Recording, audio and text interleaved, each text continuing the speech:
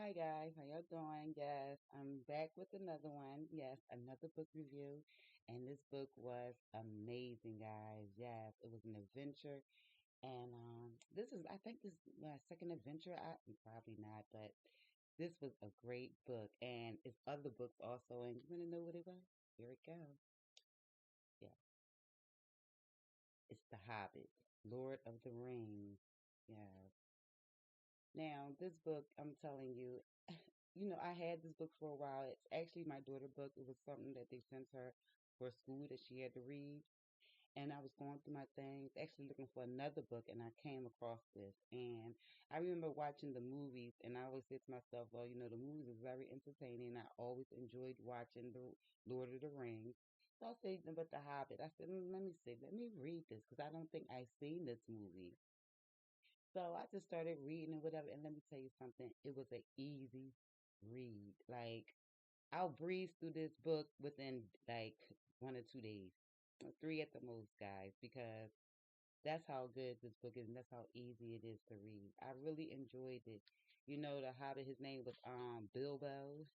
Yes, and he actually, he lives in like this little community, I guess, like this little village with hobbits and whatever. And then it was dwarves. It was a Gandalf, who was a wizard, and it was elves and goblins and all types of things in this book. And I really enjoyed it. And I'm gonna give you a little recap of it.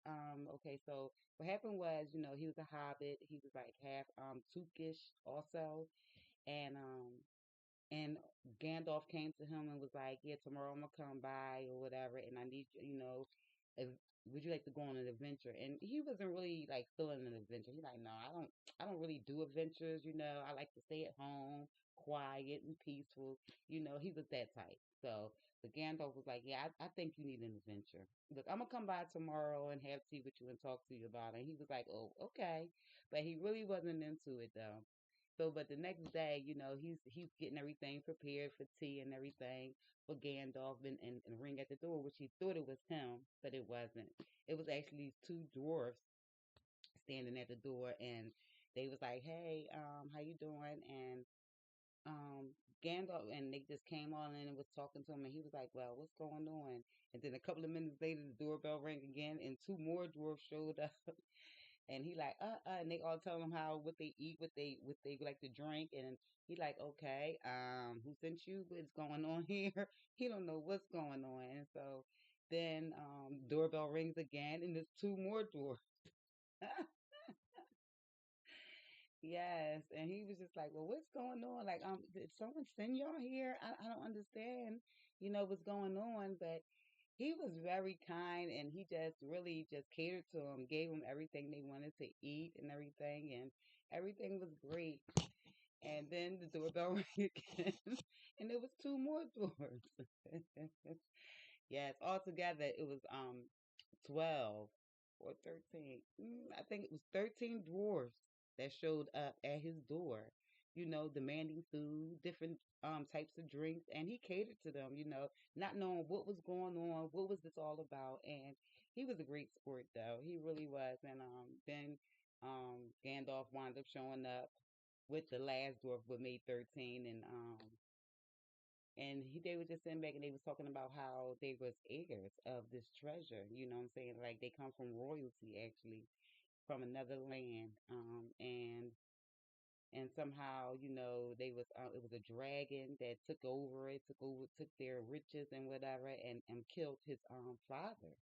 You know, and so he was saying how he wanted to go back and he needed him to go with him on this adventure because they wanted to get their land back and their riches. They was heirs to this treasure, and he needed his help. Now this hobbit, he was smaller than the dwarves and whatever, but he was also a good burglar, they said. So they wanted to take him, and um and it was a good book. I'm telling you, they went through things where they they ran into goblins. These goblins wanted to imprison them and eat them. Yes, yes. I mean, this book was something else.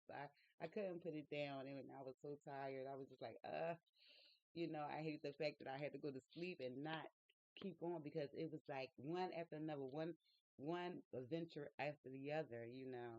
They got raided by also by wolves, and they was up a tree, and these birds came to save them out the tree and flew them somewhere else. And then they met this guy that Gandalf knew, the wizard, and he actually turned to a bear.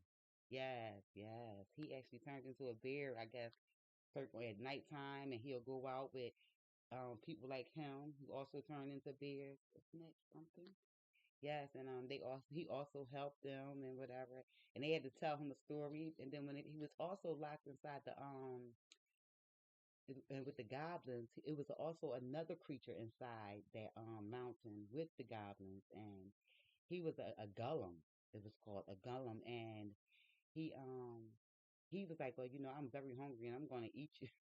So he was like, but listen, he said, well, how about what can I do for you not to eat me and for you to help me get out of here? And while he was walking through there and whatever, actually trying to escape from the goblins, he had found a ring. You know what I'm saying? And he didn't know what kind of ring this was, so he just put the ring in his pocket. But it was actually the Gollum ring. And he was looking for his ring, and he was looking for his ring. But prior to that, they had to do these riddles, and they had to see if they could guess the riddles for him to help him and whatever. And lo and behold, the last riddle was, "What do I have in my pocket?" And the Gollum could not figure out what he had in his pocket. It was actually his ring, but he didn't figure that out until he couldn't find his ring, and he was like, "Where's my ring?" And he thought and then the dwarf wound up running off and whatever. And but what he did was he slipped on the ring and realized that he was invisible. So what happened was the Gollum was running around trying to find the Hobbit and whatever because he think he tricked him and he was going to get him for it and stuff. But he wound up leading them actually out of the mountain, and so he could actually rescue himself because the dwarves, they got away. But he was really good. He was a very sensible hobbit, and he really catered to these dwarves because they was kind of rude. They really was. He saved them on many occasions, and with this one time, like they was walking through, they had to walk through this forest. It was a vast forest. It was huge, and they told him, they said, if you get off stray off your path, you will be lost, and we will not be able to find you, and you will not be able to find that path again, because that's the way the forest is. Many people have gone missing, straying off the path of this forest. So they took, they told them, they warned them not to you know. But as time went on, this forest was so long that they ran out of food and they was getting kind of hungry. So and they ate a lot. They ate a lot. They ate like 3, 4 times a day. Yes, yes, yes. So I couldn't understand. Like you filled up on food. You hungry? So, sometimes you just have to sweat it out and just get through this forest. As fast as you can. But no, they was like, no, we hungry. We need to we need to go find some food. He was like, no, but we was told not to stray off this road, off this path, because if we do, we could get lost and not find our way back. So we don't want to do that. We just want to stay on the path until we find a clearing, and then we will get some food and eat. So they was going. They was like, no, you go climb this tree right here with a tree on the path. You go climb that tree and see how far we got to go, because we're very hungry, and we need to eat something. Okay, because they ran out all their rations. They ate all the food that they bought. So what they did was he climbed the tree. Now he's a hobby. He's small. He's not even used to climbing, and he almost like fell a couple of times trying to go up there for them to see how far is the forest. But he said every direction he don't see nothing but forest. So he came back down and he told him, he said, you know what, in every direction all I see is forest. So we just need to just keep moving and moving as fast as we can just so we can get through this, and so then you can eat. And they like, oh man, and they pissed off. What kind of man? And they taking it out on him. You know what I'm saying? They just like, I'm like, woo, yes, right.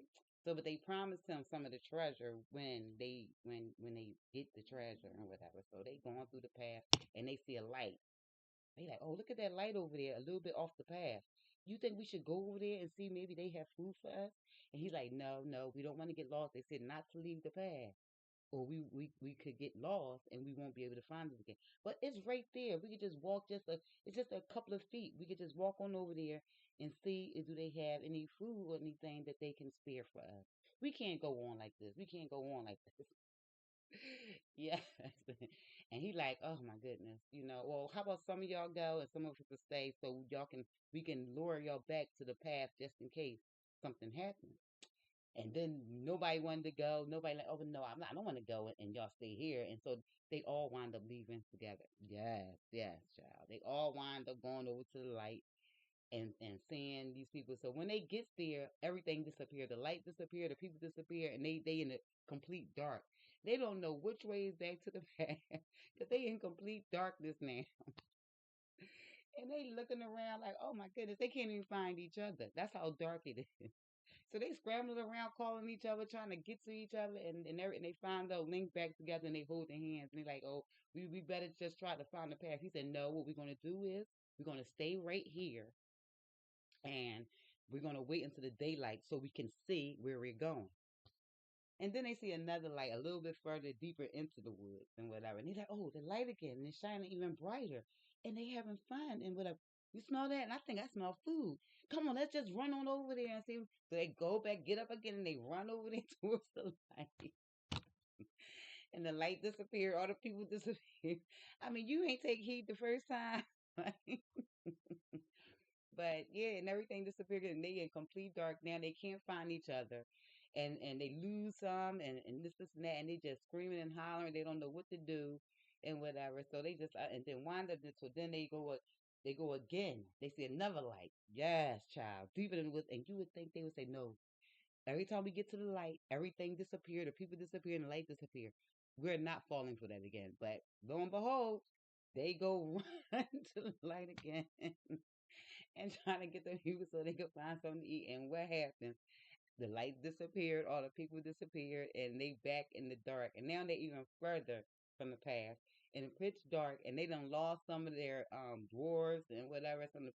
Yes, and but that's not the kicker though. The kicker is next thing I know, they are being bum rushed by these large spiders. Yes, large spiders bigger than them, bigger than a human. Yes, bigger than man, these spiders are.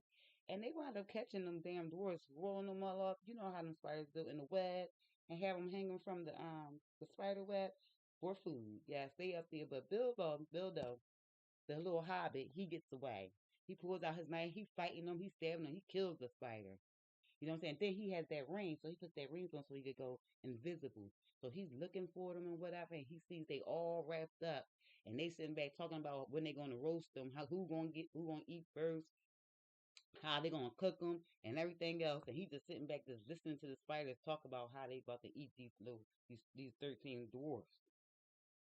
Yeah, so they sitting there and they just sitting there. So he wound up saving these dwarfs from these spiders. Yes, rescuing them and everything else. And they had a nerve to just not even appreciate him doing that. No.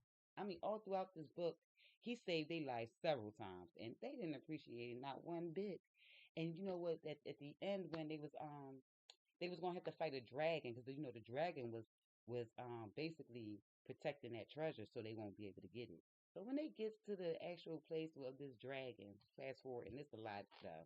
I'm not gonna give it all to you because I want you to read it. It's really good. They go up there with this dragon, and Bilbo, he goes and the little hobbit, he goes, because they sent him first. He figured out how to get into the secret passageway and everything, and they sent him first. Like, well, you go in there first, and you go on and see what's going on, this, and that. And he like, what? That wasn't the plan, was it? He said, well, you're the burglar. Go ahead, you know, sending him on his way, and they all waiting back for him, right? So he goes on in there and whatever, and he's creeping all through there and whatever. And he finally comes to this big hall where all this shiny and all the gold and all the treasure there, but they see the big dragon laying there on top of the treasure sleep. Yeah, that's his bed. So he's sitting there, he's laying there or whatever, and he just so then the dragon wakes up because he got a keen sense of smell and he smells something. He said, I smell something. So he wakes up, he's like, yeah, what's going on? I know you're in here. Who are you? And it's this and that. But before he do, he winds up taking something and takes it back to the dwarfs and said, "Look, your treasure's down there. This is what I got, a piece of the treasure. That's all you could bring." Like, yo, that's all you could gather was that one piece of treasure. He was like, "Well, it's a dragon den, you know, and I'm just me. I'm tired, and that's all I got. That I got two hands, and this is pretty big." He brought him a big thing of it. They like, "Okay, well, how we gonna get this dragon out of there, and how we gonna slay this dragon?" So he was like, "I don't know." They was like, "Well, go on back down there and get some more of the treasure." And then he goes on back down there. He gets down there, and when lo and behold, the dragon is awake and like, "Yeah, I smelt you, and you took some of my treasure, you thief. You bring me back my treasure." And he like, "Well, I'm." He was like, "Well, I don't know what you're talking about," but he was like, "Yeah." He said, "Well, I'm so and so." He said, "Well, who are you? What you came?" He said, "Well, this is not your treasure. This is the dwarf's treasure, and this is their mountain. They carved all these passageways and rooms because this was their home at one time." And he was like, "Yeah, yeah, well, whatever. It's mine now." You know, he ain't trying to hear. It's mine now, and this is my treasure. Okay. And then no one's gonna take it from me, because the dragon mean this. You know what I'm saying? He ain't playing. He ain't playing, right? So lo and behold, he's like, well, so they started talking. He was like, "Yeah, and you working for them dwarfs? Don't you know them dwarfs are really are scammers, and they really treacherous, and you can't trust them." And what they said they was gonna give you some of the treasure. Now, did they say how you was gonna get that treasure back to your house? Or was they gonna help you get it back, and you on this adventure with them, and you've been saving their lives, and I know they're not grateful. And he was like thinking like, wow, how does this dragon know this? He was like, "Oh, because I know dwarfs, okay? They are not, they are not to be, you can't trust them, and I doubt if you're going to be able to get that treasure." Did they say how they was going to help you get that treasure back, that they was going to pay you? And I'll be surprised if they even pay you the treasure, because they may come up with a reason for not to even give you anything. He was no more, he was like, "What?" And Bilbo, he was just thinking like, "What? Mm, mm." You know what I'm saying? How am I going to get this treasure back? They didn't say that. And whatever. And he was like, "And I'm pretty sure they're not gonna help you, because if this is their lair and they're gonna stay here, how are you gonna get back? You can be on your own." So he was like, "Oh, he didn't think about all that, right?" And so the dragon was getting in his head, you know what I'm saying, giving him doubt. And they said the dragon was good like that because he could talk to people and bring doubt into their minds and turn people against me. Yes, yes. So what's crazy is he goes back and he asks Thorin, that's the head of the dwarfs, you know what I'm saying? He's the chief, he's actually the descendant from the king of the dwarfs. And he asked me, said, "Well, Thorin, how was I was gonna get my treasure back to the thing?" He said, "Well, I don't know that, but we will help you by any means, but we need to get this dragon slayed, okay? You need to slay this dragon, get rid of him." So he was like, "Oh, okay." So he was like, so the dragon was like, "Yeah, I'm gonna get them. I thought he up there trying to take my treasure." So the dragon left, and he was trying to figure out how did they get in. So he's been circling the mountain trying to figure out what interest they got in. He started tearing down rocks and whatever. He gets pissed off, and he gonna terrorize another town, thinking they left and went to the closest village near the mountain. So he goes to that mountain looking for him because he know that smell of that hobbit, and he looking for him and whatever because he knew he stole some of his treasure. So he looking for him and they tearing up, terrorizing this village, burning everything down. And so they wound up going to war with the dragon. And one of the leaders of this war wound up killing the dragon. Yes. And so what happened was they was sitting back in this cave and they like, "Well, we getting hungry. We tired of being here. You done trapped us in this damn cave and we ain't got nothing to eat. Like, what are we doing?" He said, "Come on, let's go over to the hall where the treasure is." So they goes to the hall where the dragon actually stays, and they like, "Well, he's not here. He's not back, and he ain't been here for some days now. What's going on?" But they don't know the dragon is dead because the people from the village, excuse me, has slayed the dragon. Yes, yes. So they in there and they just giving him a hard time, cussing him out, just treating him like crap. I'm telling you, but not all of them. One of them was named Balin. He really did appreciate the Hobbit and all that he was doing for him, and he was also trying to help him. So they told him, they said, "You go and look." So the Hobbit go look, and he found this beautiful, um, I guess it's like maybe a crystal ball, something like that. But no, it's a little bit different. But that's the way they describe it. But it's more like, and it's not a diamond, but it's very, very precious. and it was in the heart of the mountain. And so Bilbo he found it and he put it in his pocket. And Thorin was like talking about it was called the Ark and something. And he was like, yeah, did you find it? Did you see it? And he was like, no, I don't know what you're talking about. But he was lying. He said, yeah, because that thing is worth more than a river of gold. That's how expensive and more precious that thing is. And he was like, oh, okay. But it was a lot though. Girl, let me tell you something. I really liked it. I really enjoyed this book, and it's a lot more things. See, I told you how the dragon died. Maybe I shouldn't, but it's a lot of other things going on. It was war because the goblins, because they killed like the head of the goblins, and they was after him. You know, they've been on a whole mission after them dwarfs, and so they all wind up catching up with the dwarfs and everything like that. And because they found out who they was and where they was going, yeah, it was a whole big war and everything. And yeah, I'm not gonna tell you everything, but it's good. You should read it. I think did y'all see the movie? I think I'm gonna watch the movie and compare the book to the movie. Yes, and maybe do a review about that.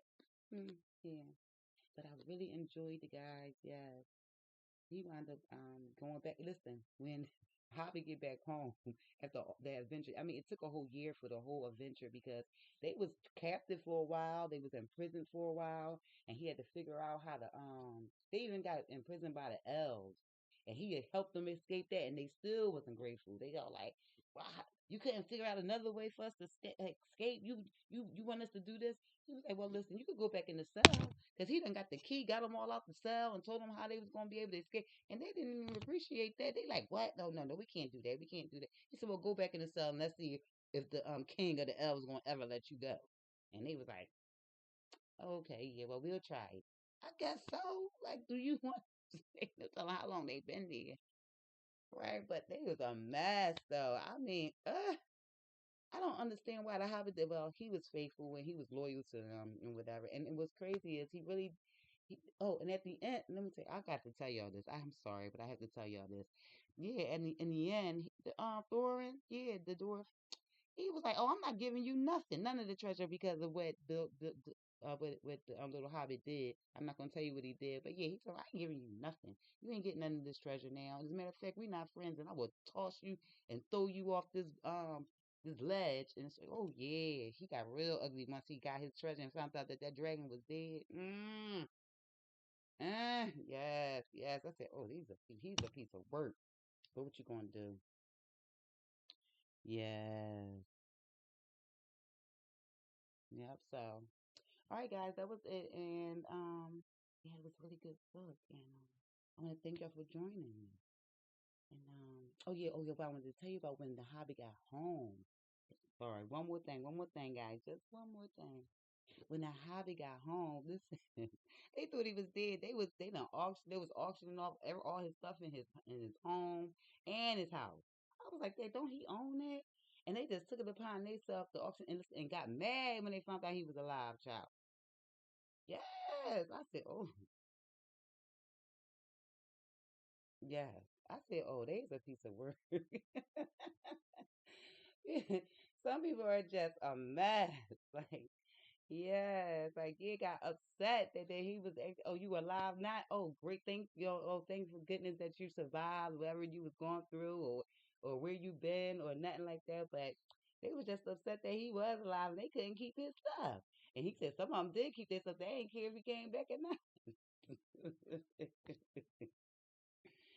But yeah, that was it, guys. Listen, this was an awesome book. I really enjoyed this.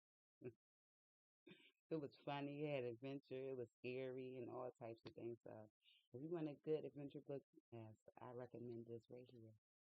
Yeah, Hobbit. All right, guys, I want to thank you for joining me, and love you.